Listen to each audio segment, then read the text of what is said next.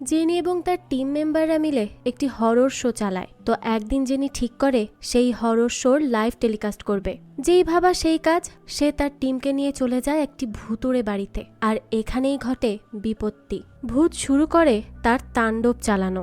অনেক চেষ্টা করেও জেনিরা এই বাড়ি থেকে বেরোতে পারে না। এই ভয়ঙ্কর ভুতুড়ে বাড়িতেই তারা আটকে যায়। এখন এই ভূতের সাথে তারা কিভাবে লড়াই করবে এবং কিভাবেই বা এই বিপদ থেকে বেরিয়ে আসবে, সেটাই দেখব আজকের গল্প লাইভ টেলিকাস্টে। তাহলে চলুন এই সিরিজের কিছু দৃশ্য দেখে নিয়ে মূল গল্প শুরু করা যাক।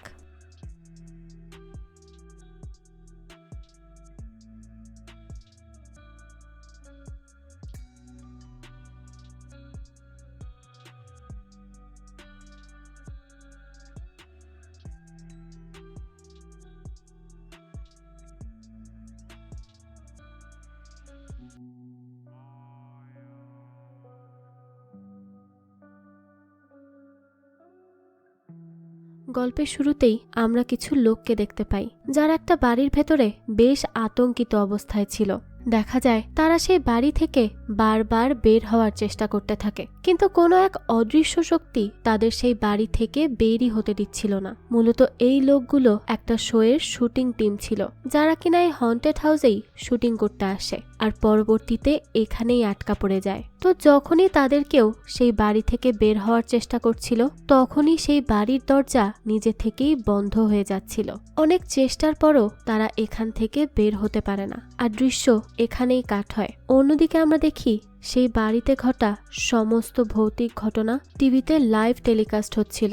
লাইভ টেলিকাস্ট হওয়ার কারণে সকল পাবলিক এই বিষয়টা সম্পর্কে জানতে পারে। তো পুলিশ, মিডিয়া সবাই সেই হন্টেড হাউসের সামনে চলে আসে আর প্রচুর ভিড় জমাতে থাকে সেখানে আসলে কি হচ্ছে এটা জানার জন্য। পুলিশরাও সেই লোকদের সেই বাড়ি থেকে বের করার চেষ্টা করে, কিন্তু এত কিছু করেও কেউই তাদেরকে সেই বাড়ি থেকে বের করতে সফল হচ্ছিল না। বিভিন্ন টিভি চ্যানেল এই বিষয়টি নিয়ে নিউজ করতে থাকে। চারিদিকে বিষয়টা ভাইরাল হয়ে যায়। সবার মুখে মুখে এখন এই ব্যাপারটা নিয়েই কথা চলছিল। এরপরই দৃশ্য চলে যায় ফ্ল্যাশব্যাকে, আর আমাদের দেখানো হয় এই টিম কিভাবে সেই হন্টেড হাউসে ফেসে গিয়েছিল। প্রথমেই আমরা সেই টিমের সকল মেম্বারকে দেখি, যেখানে জেনি, শেখর, সালমা, আশভিন্দ, অরবিন্দ, সেলিম, কানান আর ভোলগা ছিল। তো তারা সকলে নিজেদের এই প্রোডাকশন টিম নিয়ে ডার্ক টেল নামক একটা শো পরিচালনা করত, যেটা বেশ ফেমাস ছিল। আর এই শোটা একটা ফেমাস টিভি চ্যানেলেও টেলিকাস্ট করা হতো। তো এই টিভি শো এর মাধ্যমে জেনি এবং তার টিম সাধারণ মানুষের এক্সপেরিয়েন্স করা বিভিন্ন প্যারানর্মাল অ্যাক্টিভিটিস গল্পের মাধ্যমে প্রেজেন্ট করত। কিন্তু এখানে প্রচার হওয়া বেশিরভাগ কাহিনী 100% সত্য হতো না, কেননা এই ঘটনাগুলোতে জেনি নিজের তৈরি বিভিন্ন মন গড়া চিন্তাভাবনা অ্যাড করে দিত, যাতে করে এই সব গল্প মানুষকে আরো বেশি আকৃষ্ট করে। আর শোয়ের টিআরপি হাই থাকে, কেননা একটা শোয়ের টিআরপি হাই থাকলেই তো সেখান থেকে ইনকামও বেশি করা যায়। তাই টিআরপি বাড়ানোর জন্য যতভাবে যা করা সম্ভব সবই জেনি করত। এই শোয়ের ডিরেক্টর ছিল জেনি, আর বাকি সবাই প্রত্যেকেই কোনো না কোনো পোস্টে কাজ করত। কানান, যে কিনা এই শোয়ের রাইটার ছিল, তার জেনির এমন সাধারণ মানুষের এক্সপেরিয়েন্স করা সত্য ঘটনাগুলোকে নিজের মন মতো বদলে ফেলার বিষয়টা মোটেও পছন্দ ছিল না। তাই সে এই বিষয়টা জেনিকে জানায়, কিন্তু জেনি তার কোনো কথার গুরুত্বই দেয় না, কেননা তার এমনটা করার কারণে তাদের শো বেশ হিট হচ্ছিল। তাই সে সেটাই করতে থাকে যাতে মানুষ তাদের এই শো আরো বেশি বেশি পছন্দ করে।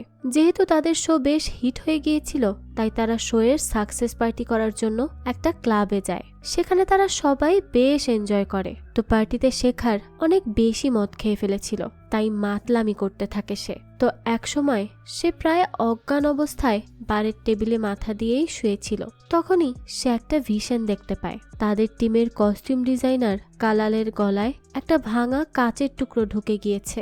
এই ভিশন দেখার সাথে সাথেই শেখার কালালকে হেল্প করতে যায়। ঠিক তখনই তার ভিশনের মতো একটা কাচের টুকরো কালালের দিকে আসতে থাকে। এইটা দেখে শেখার তাকে কোনোভাবে আঘাত পাওয়ার হাত থেকে বাঁচিয়ে নেয়, কিন্তু এতে করে তার নিজের হাতেই বেশ আঘাত লেগে যায়। এখানে আমরা বুঝতে পারি শেখারের ভেতরে কোনো একটা সুপার ন্যাচারাল পাওয়ার রয়েছে।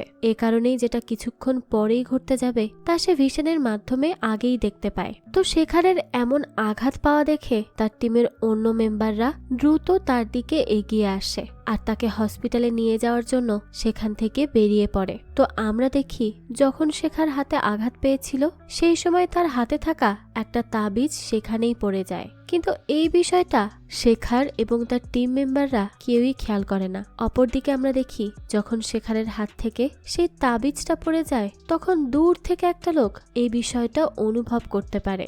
আমরা দেখি আশ্চর্যজনকভাবে কিছুক্ষণ পরেই সেখানে পড়ে থাকা সেই তাবিজ আর শেখারের রক্ত দুটোই গায়েব হয়ে যায়। তো এই লোকটাকে আর এই তাবিজটা আসলে কিসের সেটা তো আমরা গল্পের সামনে গেলেই জানতে পারবো। তো পরের দিন দেখা যায় জেনি আর কালাল শেখারের সাথে দেখা করতে যায়। তারা শেখারের সাথে কালকের বিষয় নিয়েই আলোচনা করছিল।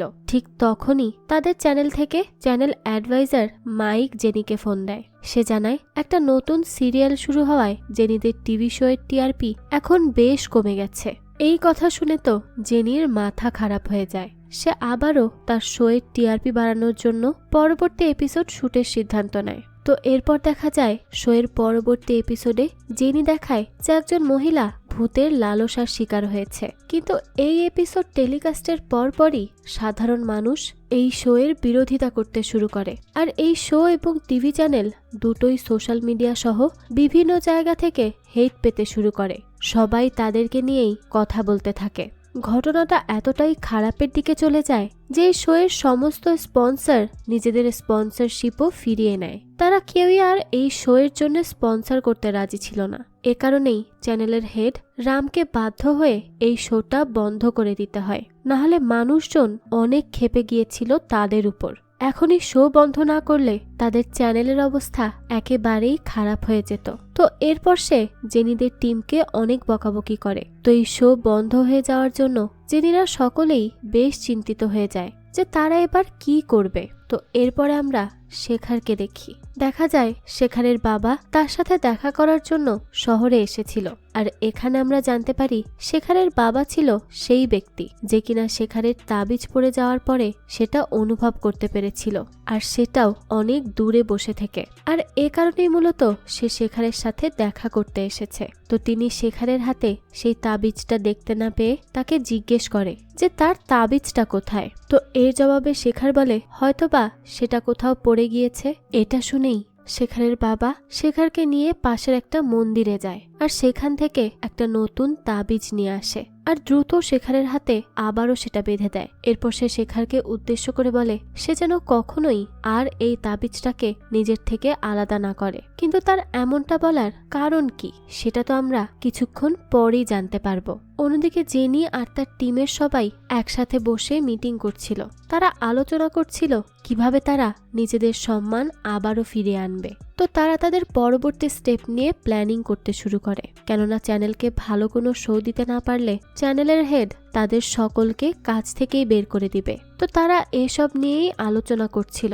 সেই সময় জেনির নজর শেখারের হাতের সেই নতুন তাবিজের উপরে পড়ে। এই ব্যাপারে জেনি শেখারকে জিজ্ঞেস করলে সে জানায় তার হাতের পুরাতন তাবিজটা কোথাও একটা হারিয়ে গিয়েছে, তাই তার বাবা তার হাতে এই তাবিজটা বেঁধে দিয়েছে। সে আরো বলে এসব তো অন্ধবিশ্বাস ছাড়া আর কিছুই নয়, কিন্তু এটা না পড়লে আমার বাবা কষ্ট পাবে, এজন্যই আমি এটা হাতে পড়েছি। তো তার এই কথা শুনে জেনি অবাক হয়ে যায় আর তাকে জিজ্ঞেস করে তুমি সত্যি এই তাবিজের ব্যাপারে কিছু জানো না? তো এইখানে আমরা এখন এই তাবিজের সম্পর্কে আসল তথ্যটা জানতে পারবো। সে বলে তাদের টিভি শো ডার্ক টেল জেনি শেখারের থেকে ইন্সপায়ার হয়ে বানানোর সিদ্ধান্ত নিয়েছিল। এই কথা শুনে তো শেখার নিজেই অনেক বেশি শকড হয়ে যায়। জেনি বলে একদিন কোনো একটা বিষয় আলোচনা করার জন্য সে শেখারের রুমে গিয়েছিল। তখন সে দেখে শেখার ঘুমের মধ্যেই হাওয়ায় ভাসছে আর একসময় সে নিজে থেকেই নিচে নেমে আসে। এটা দেখে তো প্রথমে জেনি অনেক বেশি ভয় পেয়ে যায়, কিন্তু তবুও সে শেখারকে কোনোভাবে ঘুম থেকে জাগায়। তবে সবচেয়ে অবাক করা বিষয় হলো ঘুম থেকে জাগার পর শেখারের এসবের কিছুই মনে ছিল না। আর এই রহস্য সম্পর্কে জানার জন্যই যখন সে শেখারের বাবার সাথে যোগাযোগ করেছিল সে জানতে পেরেছিল যে ছোটবেলা থেকেই শেখারের ভেতরে কিছু সুপার ন্যাচারাল পাওয়ার রয়েছে।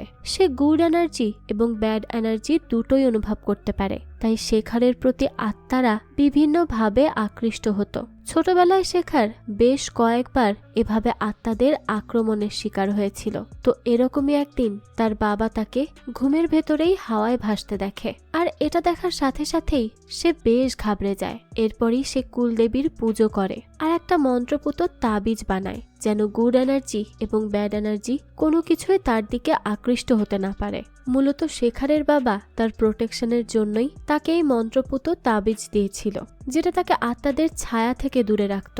মূলত সেই তাবিজটাই আমরা সেদিন পার্টিতে শেখারের হাত থেকে পড়ে যেতে দেখেছিলাম। আর তাই শেখারের বাবা তার হাতে তাবিজ দেখতে না পেয়ে অনেক বেশি চিন্তিত হয়ে গিয়েছিল আর তাকে নতুন তাবিজ এনে দিয়েছিল। তো জেনি বলে পরবর্তীতে এই ঘটনা দেখেই ইন্সপায়ার হয়ে তার মাথায় হরর কনসেপ্টের টিভি শো তৈরির বিষয়টা এসেছিল। তো তারা এইসব বিষয় নিয়েই আলোচনা করতে থাকে। তখনই জেনির মাথায় আরো একটা আইডিয়া চলে আসে। সে নিজের টিমের সাথে তার আইডিয়াটা শেয়ার করে। মূলত তার আইডিয়া ছিল তারা এমন একটা লাইভ টেলিকাস্ট শো এর আয়োজন করবে, যেখানে তারা বিভিন্ন হন্টেড প্লেসে গিয়ে লাইভ টেলিকাস্টের মাধ্যমে অডিয়েন্সকে লাইভ ভূত দেখাবে। যেই ভাবা সেই কাজ, সে তাদের এই নতুন শো এর নামও দিয়ে দেয়, সেটা হলো লাইভ টেলিকাস্ট। তো টিমের সকলেরই জেনির এই আইডিয়াটা বেশ পছন্দ হয়, তাই তারা এর পরের দিন থেকেই এর উপরে কাজ করতে শুরু করে দেয়। জেনির টিমের একজন মেম্বার সালমা একটা হন্টেড হাউস খুঁজে বের করে। সে জানায় এই বাড়িটা আসলেই হন্টেড, কেননা সেই বাড়িতে বসবাস করা মানুষেরা বিভিন্ন সুপার ন্যাচারাল অ্যাক্টিভিটিস এক্সপেরিয়েন্স করেছে। তাদের সাথে প্রতিনিয়তই কিছু না কিছু হয়ে থাকে। এমনকি এই বাড়ির আশেপাশে থাকা মানুষেরাও বিভিন্ন ভৌতিক কর্মকাণ্ড লক্ষ্য করেছে। আর এ কারণেই আশেপাশের কেউই সেই বাড়িতে বসবাস করা ফ্যামিলিকে সাহায্য করত না, কারণ কেউই চাইতো না নিজে সেধে সেধে ভূতকে ঘাড়ে নিয়ে আসতে। তাই সবাই যথেষ্ট দূরত্ব মেনটেন করে চলত। তো সেই বাড়িতে সামিক্ষা নামক একজন মহিলা থাকত, সাথে তার দুজন ছেলে মেয়ে ছিল, শ্রী আর আভিয়া। আর তার স্বামী দুবাইতে কাজ করে।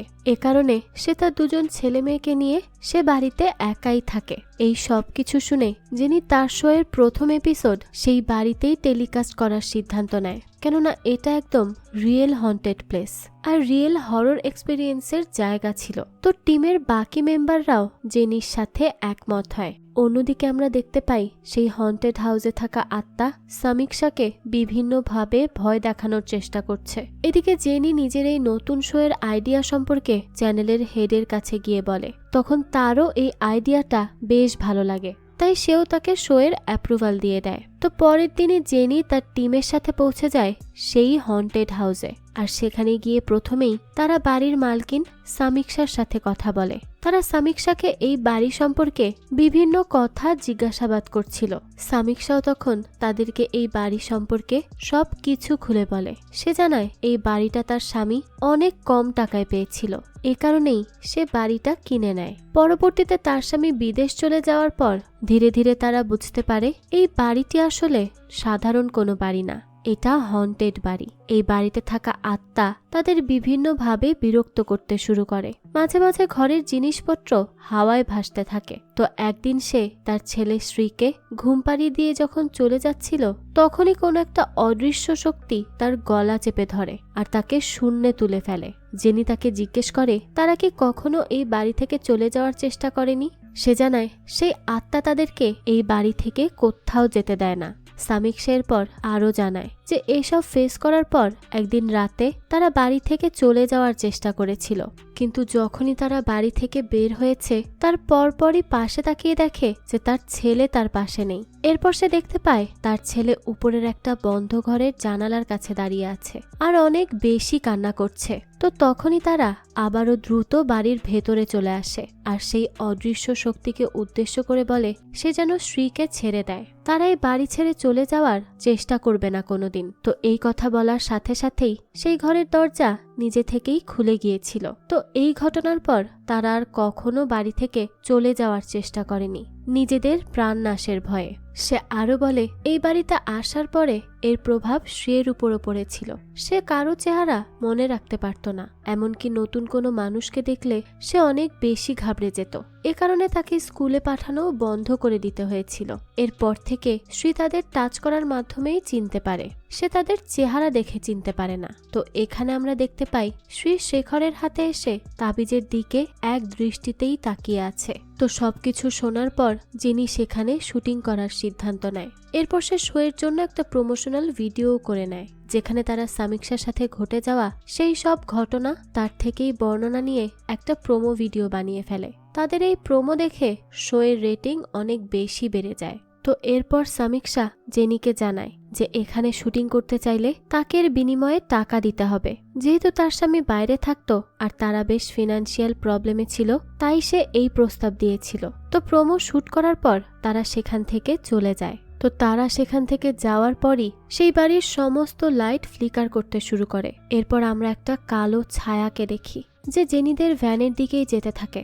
এখানে আমরা সেই আত্মাকেও এক নজর দেখতে পাই, আর দৃশ্য এখানেই কাট হয়। অন্যদিকে জেনি বাড়ি ভাড়া নিয়ে শুট করার ব্যাপারে চ্যানেলের মালিককে জানায়। তখন সে পুরো বাড়িটি ভাড়া নিয়ে নেয়। সে তো এই পুরো বাড়িটা কিনে নেওয়ারও সিদ্ধান্ত নেয়, কেননা এত বড় বাড়ির মূল্য বেশ কম ছিল। আর যদি সে এই বাড়িটা কিনতে পারে তবে সে ওই বাড়ির জায়গায় একটা অ্যাপার্টমেন্ট বানাতে পারবে, যেটা তার বিজনেসের জন্য অনেক বেশি লাভজনক হবে। অপরদিকে পরের দিন জেনি তার টিম মেম্বারদের নিয়ে সেই বাড়িতে পৌঁছে যায় তাদের শুটিং করার জন্য। তো তারা বাড়ির বিভিন্ন জায়গায় ক্যামেরা সেট করে দেয়। এছাড়াও তারা ব্যাকআপ হিসেবে নিজেদের সাথে দুজন অ্যাক্টরকেও এনেছিল। জেনির প্ল্যান ছিল যদি এখানে সত্যিকারের কোনো আত্মা না থাকে অথবা তারা আত্মার অ্যাক্টিভিটিস ক্যামেরাতে রেকর্ড করতে না পারে, তবে এই দুজন অ্যাক্টরকেই আত্মা বানিয়ে তারা শুট কমপ্লিট করে ফেলবে। তো এরপরই তারা নিজেদের লাইভ টেলিকাস্টের প্রস্তুতি নিতে থাকে, তাদের শুটিংয়ে যেন কোনো ডিস্টার্ব না হয়। এ কারণে তারা নিজেদের সব ফোন তাদের ভ্যানিটি ভ্যানেই রেখে আসে। এরপরে লাইভ টেলিকাস্ট শোয়ের প্রথম এপিসোড শুরু হয়। জেনি এবং তার টিম মেম্বাররা সেই বাড়ির ভেতরে প্রবেশ করে, আর বাকি টিম মেম্বাররা ভ্যানের ভেতরে থেকেই শো পরিচালনার দায়িত্বে ছিল। তো লাইভ টেলিকাস্ট শো এর প্রথমেই আমাদের একটা স্টুডিও সেট দেখানো হয়, যেখানে একজন লোক অডিয়েন্সকে উদ্দেশ্য করে বলতে থাকে এই শো লাইভের মাধ্যমে সরাসরি প্রচার করে দেখানো হবে। তো এরপরেই শুরু হয়ে যায় লাইভ শো, যেখানে শোয়ের অ্যাঙ্কার অরবিন্দ শো হোস্ট করছিল। প্রথমেই সেই হন্টেড হাউসের ইন্ট্রোডাকশন দিতে থাকে। এরপরে সে সেই হন্টেড হাউসে বাস করা সামিক্ষার পরিবারকেও ইন্ট্রোডিউস করায়। এখানে সামিক্ষা বলতে থাকে কিভাবে সেই আত্মা তাদের জীবন অতিষ্ঠ করে তুলেছে। এই সব কিছু শুনে তো অডিয়েন্সও এই শো এর প্রতি বেশ ইন্টারেস্টেড হয়ে যাচ্ছিল। তো এরপরে লাইভ শোকে আরো বেশি ইন্টারেস্টিং করার জন্য অরবিন্দ আত্মাকে ডাকার অ্যাক্টিং করতে থাকে আর বলতে থাকে এখানে যদি কোনো আত্মা থেকে থাকে তবে কোনো সাইনের মাধ্যমে আমাদেরকে সেটা জানাও। কিন্তু দেখা যায় তার এই কথা শুনে কোনো কিছুই হয় না। অন্যদিকে জেনি যখন দেখে আত্মা কোনো সিগন্যাল দিচ্ছে না, তখন সে ভাবতে থাকে যে এ কারণে আবার তাদের এই শো এর ভিউয়ার্স কম না হয়ে যায়। তাই সে শেখারকে বলে কোনো একটা ট্রিক্স খাটিয়ে একটা মিথ্যা সিগন্যালের ব্যবস্থা করতে, যাতে করে অডিয়েন্সরা আরো বেশি ইন্টারেস্টেড থাকে শো এর প্রতি। তো এরপরই শেখার সালমাকে রুম থেকে একটা কিছু অরবিন্দের দিকে ছুঁড়ে ফেলতে বলে। সালমাও শেখারের কথা মতো এমনটাই করে, আর অরবিন্দ এমন অ্যাক্টিং করে যেন এটা সত্যিকারের আত্মাই তাদের সিগন্যাল দিয়েছে। তো এরপরে তাদের সেই পেইড অ্যাক্টর ভূত সেজে পেছন থেকে চলে যায়। সবকিছুই তাদের প্ল্যান মোতাবেক বেশ ভালোই চলছিল, কিন্তু সেই সময় দেখা যায় অরবিন্দের গালে কেউ একজন থাপ্পড় মেরে বসে। তবে তখন তার আশেপাশে কেউই ছিল না। অরবিন্দ ভাবে হয়তো তাদের পেইড অ্যাক্টর এইটা করেছে, তাই সে কিছুই বলে না। এই শোটা চালিয়ে যায়। তো কিছুক্ষণ পরেই তারা এই শোয়ে একটা বিরতি নেয়। বিরতির সময় অরবিন্দ সেই পেইড অ্যাক্টরকে জিজ্ঞেস করে সে তাকে চর কেন মেরেছে। তো এর জবাবে ওই অ্যাক্টর জানায় সে তো অরবিন্দকে কোনো চর মারেনি, কিন্তু তার এই কথা কেউই বিশ্বাস করে না। এরপরে বিরতির পর শো আবারও লাইভে চলে আসে। এই সময় জেনিরা তাদের অ্যাক্টরদের দিয়ে আত্মার অ্যাক্টিং করানো শুরু করে, কিন্তু এমন সময়ই তাদের একজন অ্যাক্টরকে সত্যি সত্যি কোনো আত্মা পজেস করে ফেলে, আর সে হুট করেই হাওয়ায় ভাসতে শুরু করে। তো কিছুক্ষণ পরেই দেখা যায় তার মাথা পুরো 360 ডিগ্রি অ্যাঙ্গেলে ঘুরে যায়। এই সব কিছু দেখে তো তারা বেশ ঘাবড়ে যায়, আর একটু পরেই দেখা যায় কোন এক অদৃশ্য শক্তি শূন্য থেকেই তাকে দূরে সিঁড়ির নিচে ছুঁড়ে মারে, আর সে হাওয়া থেকেই নিচে মাটিতে পড়ে যায়, আর সেখানেই তার মৃত্যু হয়। এই ঘটনা দেখে তো সেখানে উপস্থিত সকলেই অনেক বেশি ভয় পেয়ে যায়, কেননা এতক্ষণ পর্যন্ত তারা ভাবতেও পারেনি যেখানে সত্যি আত্মা রয়েছে আর সে এমন কিছুও করতে পারে। কিন্তু এই অ্যাক্টরের মৃত্যু দেখে তো তারা বুঝতে পেরেছে যে এই ফ্যামিলি যেসব ইনসিডেন্টের কথা বর্ণনা করেছে সবকিছুই সত্যি ছিল। তারা সকলেই অনেক বেশি আতঙ্কিত হয়ে পড়ে। আর এই সব কিছুই তখন লাইভ টেলিকাস্ট হচ্ছিল, যেটা সকল মানুষ সরাসরি সম্প্রচার দেখছে। আর এই সব দেখে তো তাদের শো আর চ্যানেলের টিআরপি অনেক বেশি বেড়ে যায়। অন্যদিকে জেনি আর তার টিম মেম্বাররা এত বেশি ঘাবড়ে গিয়েছিল যে তারা তখনই সেই বাড়ি থেকে চলে যাওয়ার সিদ্ধান্ত নেয়। এরপর তারা সেই বাড়ি থেকে বের হওয়ার চেষ্টা করে, কিন্তু তারা দেখতে পায় বাড়ি থেকে বের হওয়ার সমস্ত রাস্তা বন্ধ হয়ে গিয়েছে। এক এক করে সমস্ত দরজা নিজে থেকেই আটকে যায়। কোনোভাবেই তারা সেগুলো ওপেন করতে পারছিল না। তারা সেই বাড়ির ভেতরেই একটা ট্র্যাপে আটকে যায়। আর এই দৃশ্যটাই আমরা গল্পের শুরুতে দেখেছিলাম। তো এরপরে জেনি বাইরে ভ্যানে থাকা তাদের একজন টিম মেম্বারের সাথে কন্ট্যাক্ট করার চেষ্টা করে, যে কিনা ভ্যানে থেকে এই শো টেলিকাস্ট করছিল, কিন্তু তখনই সেই কানেকশনও লস্ট হয়ে যায়। জেনিরা সেই বাড়ির ভেতরেই আটকা পড়ে গিয়েছিল। তাদের যেই কজন টিম মেম্বার বাইরে ছিল তারা কেউই সেই বাড়ির দরজা খুলতে পারছিল না। এই সময়ই শোয়ে ঘটা এই সব ঘটনা নিউজের মাধ্যমে প্রচার হতে থাকে। আর এই দৃশ্যটাও আমরা গল্পের শুরুতে দেখেছিলাম। এরপরে দৃশ্য চলে আসে বর্তমানে। সেই বাড়ির ভিতর কালাল এই সব কিছুর জন্য জেনিকেই দায়ী করতে থাকে, কেননা তার আইডিয়ার জন্যই তারা এই বাড়িতে এসেছিল। আর এখানে এসে তারা আত্মার কবলে পড়ে ফেঁসে গিয়েছে। সে আরো বলে জেনি নিশ্চয়ই এমন কিছু দেখেছিল এই বাড়িতে, যার কারণে সেই বাড়িতে শুটিং করার সিদ্ধান্ত নিয়েছিল।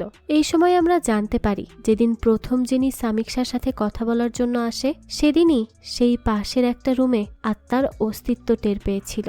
সে শ্রীকে একটা রুমে কারো সাথে খেলতে দেখেছিল। আর যখন সে দেখতে আসে যে শ্রী কার সাথে খেলছে, তখন সে সেখানে কাউকেই দেখতে পায় না, কিন্তু সেখানে একটা বল হাওয়ায় ভাসছিল। জেনি এটা দেখে বেশ ভয় পেয়ে যায়, আর তখনই বুঝতে পেরে যায় যে এই বাড়িতে আসলেই আত্মা রয়েছে। কিন্তু জেনি এই কথা কাউকেই জানায়নি, কারণ তাদের জন্য এই শোটা অনেক বেশি ইম্পর্টেন্ট ছিল, কেননা তাদের সকলেরই জব ছিল রিস্কে। আর যদি তারা চ্যানেলকে কোনো হিট শো দিতে না পারে, তবে তাদের জব থেকে বের করে দেয়া হতো। আর যদি এই কথা সে অন্যান্য টিম মেম্বারদের জানাতো, তবে কেউই এখানে শুট করতে আসতে রাজি হতো না। সেজন্যই জেনি এই পুরো বিষয়টা গোপন রেখেছিল। তো জেনি যখন তাদেরকে এই সব কিছু জানায়, তখন কালাল জেনির উপর আরো বেশি রেগে যায়। কিন্তু জেনি বলতে থাকে সে তাদের ভালোর জন্যই এটা করেছে। শেখার তখন তাদের শান্ত করায় আর বলে এখন নিজেদের মধ্যে ঝামেলা করার সময় নয়, আমাদের একসাথে এই সমস্যার সমাধান বের করতে হবে। তো তখন তারা সবাই মিলে ডিসিশন নেয়। তারা সকলে একত্রিত হয়ে এই সমস্যা সমাধানের চেষ্টা করবে। তারা বিভিন্ন ভারী জিনিস দিয়ে দরজায় আঘাত করতে থাকে এই ঘরের দরজা খোলার জন্য, কিন্তু সেই সব জিনিস উল্টো বাউন্স হয়ে তাদের দিকেই ফিরে আসতে থাকে। তারা বুঝতে পারে এত সহজেই তারা এখান থেকে বের হতে পারবে না। এমন সময় বাড়ির ভেতরে আলো জ্বলতে আর নিভতে শুরু করে। অন্যদিকে ভ্যানে থাকা জেনিদের বাকি টিম মেম্বাররা চ্যানেলের সাথে যোগাযোগ করার চেষ্টা করে। তারা চ্যানেলকে জানায় যে তারা কোনোভাবেই বাড়ির ভেতরে থাকা জেনিদের সাথে কন্ট্যাক্ট করতে পারছে না। তখনই চ্যানেলের অ্যাডভাইজার এই লাইভ শো বন্ধ করে দেওয়ার কথা বলে। সে এই ব্যাপারে চ্যানেলের হেডের সাথেও কথা বলতে যায়, কিন্তু সে এই লাইভ টেলিকাস্ট বন্ধ করতে নিষেধ করে, কেননা এইসব ঘটনার কারণে চ্যানেলের টিআরপি অনেক বেশি হাই হয়ে গিয়েছিল। আর এতে করে চ্যানেলের অনেক বেশি প্রফিটও হচ্ছিল। তাই সে জেনিদের সমস্যার কথা জানার পরও নিজের স্বার্থের জন্য এই শো বন্ধ করার পারমিশন দেয় না। তো তখন অ্যাডভাইজার চ্যানেলের হেডকে পুলিশকে এই বিষয়ে জানানোর জন্য বলে। তখন চ্যানেলের হেড রাম তাকে বলে স্টুডিও সেট থেকে যেন লাইভের মধ্যেই পুলিশকে কল করা হয়। এতে করে বিষয়টা আরো বেশি হাইপে এসে যাবে আর তাদের আরো বেশি লাভ হবে। তো তার কথা মতো স্টুডিও সেট থেকে অ্যাঙ্কর লাইভ শো এর মধ্যেই পুলিশকে ইনফর্ম করে। অন্যদিকে সেই হন্টেড হাউসে কোনো ইনভিজিবল পাওয়ার সামিক্সার চুল টেনে তাকে একটা রুমের দিকে নিয়ে যেতে থাকে আর তাকে একটা দেয়ালের সাথে আছড়ে ফেলে দেয়। তখন সামিক্সার পেছন পেছন তার দুজন সন্তানও সেই রুমের দিকে চলে যায়। এরপর দেখা যায় সেই অদৃশ্য আত্মা তাদের সকলকে সেই রুমের মধ্যেই বন্ধ করে রাখে। এভাবেই সামিক্সা আর তার ছেলে মেয়ে জেনিদের টিম থেকে আলাদা হয়ে যায়। তবে সামিক্সার এত বেশি আঘাত লেগেছিল যে সে সেখানেই অজ্ঞান হয়ে পড়ে। এরপর দেখা যায় সেই ইনভিজিবল স্পিরিট কালালকে ছুঁড়ে দূরে ফেলে দেয়। এতে সে অনেক বেশি আঘাত পায়। আর এই সব কিছু লাইভ টেলিকাস্ট হচ্ছিল, আর সকলের লাইভ টেলিকাস্টের মাধ্যমেই জেনিদের সাথে ঘটে যাওয়া এই সব কিছু দেখতে পাচ্ছিল। বাইরে থাকা অন্যান্য টিম মেম্বারদের কাছে জেনিদের সকলের ফ্যামিলি মেম্বারদের কল আসতে থাকে। তারা কোনোভাবেই এই সিচুয়েশন ম্যানেজ করতে পারছিল না। এমন সময় বাড়ির ভেতরেই ইলেকট্রিসিটিও চলে যায়। শেখার খেয়াল করে ইলেকট্রিসিটি যাওয়ার পর তাদের সকল ক্যামেরা নিজে থেকেই কাজ করছিল। এটা দেখে জেনি ক্যামেরার কাছে আসে আর সেলিমকে উদ্দেশ্য করে এই লাইভ টেলিকাস্ট বন্ধ করতে বলে, কিন্তু সেলিম তো লাইভ টেলিকাস্ট বন্ধ করতে পারছিল না। অন্যদিকে জেনি আর তার টিমের সবাই আলাদা আলাদা হয়ে বাড়ি থেকে বের হওয়ার রাস্তা খুঁজতে শুরু করে। শেখার তখন ইলেকট্রিসিটি ঠিক করার জন্য মেইন সুইচ বোর্ড খুঁজতে থাকে। তারা বুঝতে পারে বাইরে যাওয়ার সব দরজা বন্ধ করা, আর এই বিদ্যুৎ যাওয়ার পেছনেও সেই আত্মারই হাত রয়েছে। অপরদিকে পুলিশও তাদের সেই শুটিং এর লোকেশনে পৌঁছে যায়। এমন সময় আরভিনকে সেই আত্মা পজেস করে নেয়। আর অন্যদিকে যিনি একটা ঘরের ছাদে সেই বাড়ি থেকে বের হওয়ার জন্য রাস্তা খুঁজে পায়। তারা সেই জায়গাটা খোলার অনেক চেষ্টা করতে থাকে। তাদের একজন টিম মেম্বার মইও নিয়ে আসে আর সেটা খোলার চেষ্টা করে, কিন্তু তখনই সেখানে আত্মা দ্বারা পজেস হওয়া অরবিন্দ চলে আসে আর তাকে সেই মই থেকেই নিচে ফেলে দেয়। এতে করে সে মাথায় বেশ আঘাত পায়। অপরদিকে শেখার মেইন সুইচে ফিউজ লাগিয়ে দেওয়ার ফলে পুরো বাড়ির ইলেকট্রিসিটি আবারও চলে আসে। এই সময় আমরা জানতে পারি বাড়ির সমস্ত দরজা জানালায় বিদ্যুৎ সংযোগ হয়ে গিয়েছিল। এই কারণে কেউ দরজা খোলার চেষ্টা করলেই কারেন্টের শক খেয়ে মারা যাবে। এদিকে অরবিন্দ জেনির গলা চেপে ধরে আর তাকে হাওয়ায় ভাসিয়ে তোলে। তখনই অরবিন্দ কোনোভাবে অরবিন্দের হাত থেকে জেনিকে ছাড়িয়ে নেয়। অন্যদিকে দেখা যায় একজন পুলিশ অফিসার বাইরে থাকা তাদের টিমের ভ্যানে চলে আসে আর সেখানে এসেই সে তাদের জিজ্ঞেস করে তারা এসব নাটক কেন করছে।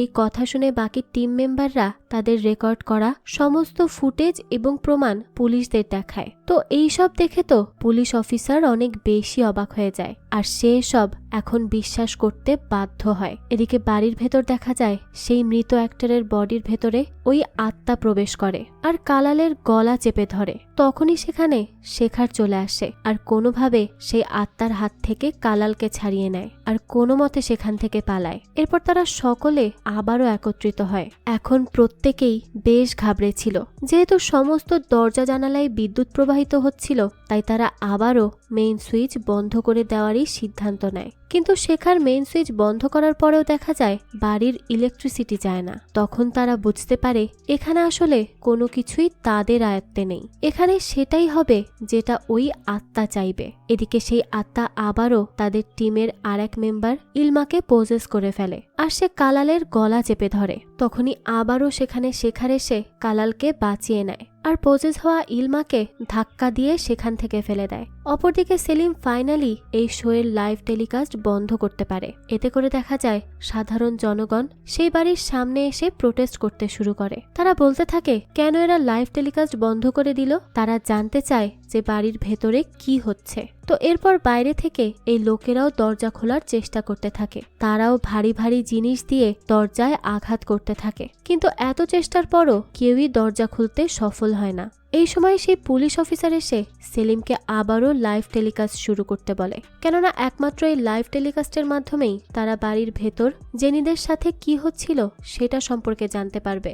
এটা ছাড়া আর অন্য কোনো উপায় ছিল না তাদের সাথে যোগাযোগ করার। তো তার কথা শুনে সেলিম আবারও শো লাইভ টেলিকাস্ট করতে শুরু করে। তো এরপর পুলিশ অফিসার সেলিমের থেকে সামিকশার নাম্বার নেয় আর তার কাছে কল করে। সেই ফোন তখন জেনির কাছেই ছিল। তো যখনই সে ফোন রিসিভ করে তখনই দেখা যায় লো ব্যাটারির কারণে ফোনই সুইচ অফ হয়ে যায়। তখন জেনি পাওয়ার ব্যাংক খোঁজার জন্য দ্রুত উপরে যায়। এই সময় সামিকশার জ্ঞান ফিরে আসে। তখন সেই রুম থেকেই সাহায্যের জন্য চিৎকার করতে থাকে আর সেই সময় দেখা যায় হুট করেই সামিকশার মেয়ে আভিয়াকে সেই আত্মা পজেস করে ফেলে আর সামিকশার গলা চেপে তাকে হাওয়ায় ভাসিয়ে তোলে। তাকে বলতে থাকে তোমরা কিছুতেই এই বাড়ি থেকে বের হতে পারবে না, যেই তোমাদের এই বাড়ি থেকে বের করার চেষ্টা করবে আমি তাদের সকলকেই মেরে ফেলবো। এই সময় সামিকশার ছেলে শ্রী সেই আত্মাকে উদ্দেশ্য করে বলে ওঠে চেন্না, মাকে কিছু করো না, প্লিজ মাকে ছেড়ে দাও। আমরা এই বাড়ি ছেড়ে কোথাও যাব না, আমরা এখানে তোমার সাথেই থাকব।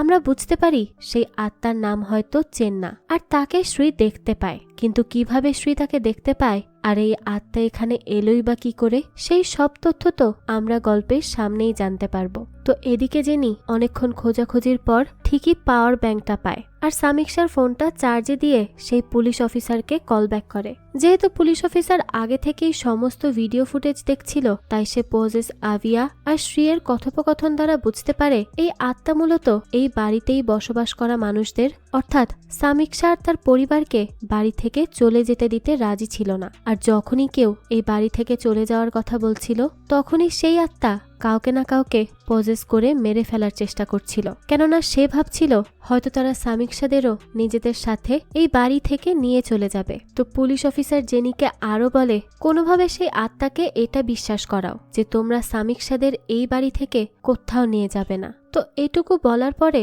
ফোন আবারও সুইচড অফ হয়ে যায়। এরপর জেনি সকল টিম মেম্বারকে গিয়ে বলে তোমরা কেউ এই ফ্যামিলিকে এখান থেকে বের করার চেষ্টা করো না বা তাদের এখান থেকে নিয়ে যাওয়ার কথাও বলো না, কেননা এই আত্মা আমাদের উপরে এই কারণেই অ্যাটাক করছে। তো এরপর উপরে সামিক্ষাদের সেই রুমে গিয়ে তারা আত্মাকে উদ্দেশ্য করে বলতে থাকে এই ফ্যামিলিকে এই বাড়ি ছেড়ে তারা কোথাও নিয়ে যাবে না আর তারা কেউই এই ফ্যামিলিকে এখান থেকে নিয়ে যাওয়ার চেষ্টাও করবে না। তো এই কথা বলার পরই দেখা যায় ফাইনালি সেই আত্মা সামিক্ষার গলা ছেড়ে দেয় আর আভিয়ার বডি থেকেও বেরিয়ে চলে যায়। এরপর তারা যখন নিচে আসে সবাই দেখতে পায় বাড়ির মেইন দরজা খুলে গিয়েছে, তাই তারা বাড়ি থেকে বের হতেই যাবে, কিন্তু তার আগেই শেখর স্ত্রীকে কোলে নিয়ে মেইন দরজার দিকে দৌড়াতে শুরু করে। আর সেই আত্মা তখন বুঝতে পারে এরা তাকে ধোঁকা দেওয়ার চেষ্টা করছে আর তারা সামিক্ষাদেরও নিজেদের সাথে নিয়ে যাওয়ার চেষ্টা করছে। তো শেখর যখনই স্ত্রীকে নিয়ে বাড়ি থেকে বের হতে যাবে তখনই মেইন দরজা আবারও বন্ধ হয়ে যায়। এরপর শেখর যখন পেছন ফেরে সে দেখতে পায় সেখানে উপস্থিত সকলকে সেই আত্মা পজেস করে নিয়েছে আর সকলকেই সেই আত্মা হাওয়ায় ভাসিয়ে রেখেছে। এই সময় আমরা প্রথম সেই আত্মার সম্পূর্ণ রূপ দেখতে পাই, যে কিনা শেখারের পেছনেই দাঁড়িয়েছিল আর সেখানে দাঁড়িয়ে থেকেই সকলের সাথে সে এই সব কর্মকাণ্ড ঘটাচ্ছিল। তো এরপর সে শেখারকে উদ্দেশ্য করে বলতে থাকে যে আমার সাথে চালাকি করার ফল এবার তোমাদের ভুগতে হবে। এটা বলেই সে জোরে জোরে হাসতে থাকে। এরপর সেখানে উপস্থিত সকলেই হঠাৎই অজ্ঞান হয়ে মাটিতে পড়ে যায়। তখন শেখার দ্রুত তাদের দিকে এগিয়ে যায় তাদের জ্ঞান ফেরানোর জন্য। ঠিক তখনই উপর থেকে কোনো কিছুর শব্দ শুনতে পায় সে। তখন শেখার খেয়াল করে এখানে সকলের মধ্যে সামিক্ষা মিসিং, তাই সে দ্রুত সেই শব্দকে উদ্দেশ্য করে উপরে চলে যায়। সেখানে গিয়ে সে দেখতে পায় সেই আত্মা এবার সামিক্ষাকে পজেস করে নিয়েছে আর তাকেও হাওয়ায় ভাসিয়ে তুলেছে। এই সময় সামিক্ষা শেখারকে উদ্দেশ্য করে ডেমনিক ভয়েসে বলতে থাকে আমাকে ধোঁকা দেওয়ার চেষ্টা কেন করেছো? আমাকে ধোঁকা দিয়ে তোমরা মোটেও ঠিক কাজ করনি। এখন তোমাদের সকলকে এক এক করে মরতে হবে। এ কথা বলেই সামিক্ষা উপর থেকে অনেক জোরে মাটিতে আছড়ে পড়ে আর সেখানেই তার মৃত্যু হয়। এরপর সেই আত্মা শেখারকেও পজেস করার চেষ্টা করে, কিন্তু শেখারের হাতে থাকা সেই তাবিজের জন্য আত্মা শেখারকে কোনোভাবেই পজেস করতে পারছিল না। তাই সে বেশ রাগান্বিত হয়ে ওঠে আর রাগের চোটে জেনি আর কালালকে গলা চেপে হাওয়ায় ভাসিয়ে দেয়। শেখার বুঝতে পারে সামিক্ষার মতো হয়তো এবার জেনি আর কালালকেও এই আত্মা মেরে ফেলবে, তাই সে নিজের হাতে থাকা সেই তাবিজটা এবার খুলে ফেলে। যেহেতু শেখার আত্মাদের নিজের দিকে আকৃষ্ট করতে পারত, তাই তাবিজ খুলে ফেলার সাথে সাথেই সেই আত্মা শেখারের শরীরের ভেতর ঢুকে যায়। এরপর শেখার সকলকে উদ্দেশ্য করে বলে সে নিজের ভেতরে সেই স্পিরিটকে ফিল করতে পারছে, তাই সে তার সকল টিম মেম্বারকে তার থেকে দূরে থাকতে বলে। সে বলে যে কোনো সময় এই আত্মা আমাকে পজেস করে নিবে, তাই সে আগে থেকেই সকলকে এই রুম থেকে বাইরে বের করে দেয় আর নিজেকে সেই রুমের মধ্যেই বন্দি করে ফেলে, যাতে করে তার দ্বারা অন্য কারো ক্ষতি না হয়। তখন সে নিজে নিজেই বলতে থাকে যে আমি এই আত্মাকে নিজের সাথে এই রুমের মধ্যেই আটকে রাখবো আর এই সুযোগে তোমরা সবাই এখান থেকে পালিয়ে যাও আর এক মুহূর্ত দেরি করো না এখানে। কিন্তু আমরা দেখতে পাই শেখার যখন নিজেকে সেই রুমের মধ্যে বন্দি করে নিয়েছিল তখন সে ভুলবশত শ্রীকেও সেই রুমের মধ্যে রেখেছিল। আমরা তখন বুঝতে পারি সেই আত্মাই মূলত শেখারকে দিয়ে এটা করিয়েছে, যেটা শেখার বুঝতেও পারেনি। আর ওই আত্মা এটা এজন্যই করেছে যাতে শ্রী কোনোভাবেই এই বাড়ি থেকে বেরিয়ে যেতে না পারে। এমন সময় সেই আত্মা শেখারকেও পজেস করে নেয়। তো এরপর দেখা যায় পজেস হওয়া শেখার শ্রীয়ের সাথে খেলতে শুরু করে। কিছুক্ষণ পর যখন শেখার নিজের হুঁশে ফিরে আসে তখন শ্রী শেখারকে বলে সেই আত্মা তার সাথে খেলতে চায়। তো এরপর শ্রী সেই আত্মাকে উদ্দেশ্য করে বলে এই রুমটা খেলার জন্য অনেক বেশি ছোট, এ কারণে সে বাইরে গিয়ে খেলতে চায়। এই কথা বলার সাথে সাথেই এই রুমের দরজা খুলে যায় আর শেখারকে সেই আত্মা আবারও পজেস করে ফেলে। এতে করে শেখার বল নিয়েই খেলতে শুরু করে দেয়। ঠিক এই সময়ই সালমা শ্রীকে নিজের কাছে নিয়ে আসে আর এটা দেখে শেখারের ভেতরে থাকা সেই আত্মা অনেক বেশি রেগে ওঠে। আর তখনই জেনি সেই রুমের দরজা আটকে ভেতরেই শেখারকে আটকে দেয়। এতে করে সেই আত্মাও ওই রুমেই বন্দী হয়ে যায়। তো কিছুক্ষণ পরেই দেখা যায় শেখার আবারও নিজের হুঁশে ফিরে আসে আর সে জেনিকে সেখান থেকে চলে যেতে বলে। সে জেনিকে জানায় সে বেশিক্ষণ নিজের হুঁশে থাকতে পারছে না। কিছুক্ষণ পরপরই সেই আত্মা তাকে পজেস করে ফেলছে, কিন্তু তার ভেতরে থাকা পাওয়ারের জন্য এই পজেশন বেশিক্ষণ স্থায়ী হতে পারছে না। এর মধ্যেই সেই আত্মা আবারও শেখারকে পজেস করে ফেলে আর রুমের উপরে থাকা একটা রাস্তা দিয়ে তাকে ছাদে নিয়ে চলে যায়। সেখানে গিয়ে সেই আত্মা শেখারকে ছাদ থেকে লাফ দেওয়ায়, যার ফলে নিচে পড়ে শেখারেরও মৃত্যু হয়। আর দেখা যায় শেখার ছাদ থেকে নিচে পড়ে যাওয়ার পরপরই বাড়ির ভেতরে সবকিছু হুট করেই নর্মাল হয়ে যায়। সেখানকার সমস্ত লাইট জ্বলে ওঠে আর বাড়ির মেইন দরজাও খুলে যায়। তখন তারা সকলে দৌড়ে শেখারের ডেড বডির কাছে আসে। শেখারের মৃত্যুতে তারা সকলেই অনেক বেশি ভেঙে পড়েছিল।